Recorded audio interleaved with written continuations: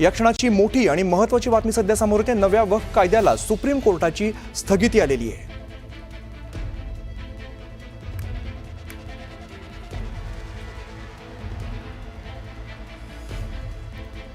प्रशांत दिला रामदास आमचे प्रतिनिधी अधिकची माहिती देतात। प्रशांत, नव्या वक्फ कायद्याला सुप्रीम कोर्टाची स्थगिती मिळते, काय नेमकी कारण आहेत?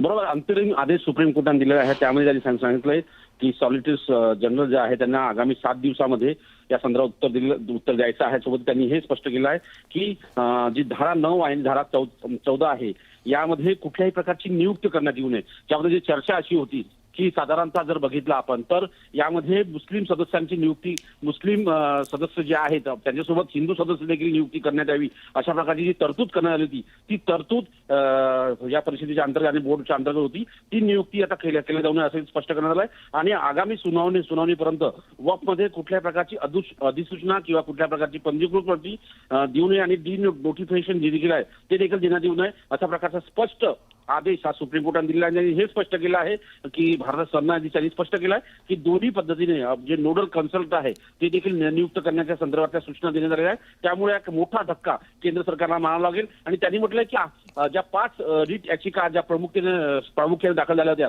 त्यामधल्या याच्या आधारावरती आम्ही निर्णय देतोय। आणि महत्वाचं म्हणजे काल ज्या पद्धतीनं सुप्रीम कोर्टाने स्पष्ट संकेत दिले होते की अंतरिम स्थगिती देण्यासंदर्भात आम्ही विचार करतोय आणि त्या संदर्भात आज जर बघितलं काल ज्या धर्तीवरती सुप्रीम कोर्टनी स्पष्ट केलं होतं की या सुनावणी दरम्यान या आधारामध्ये जर बघितलं आपण एक तर जी निश्चित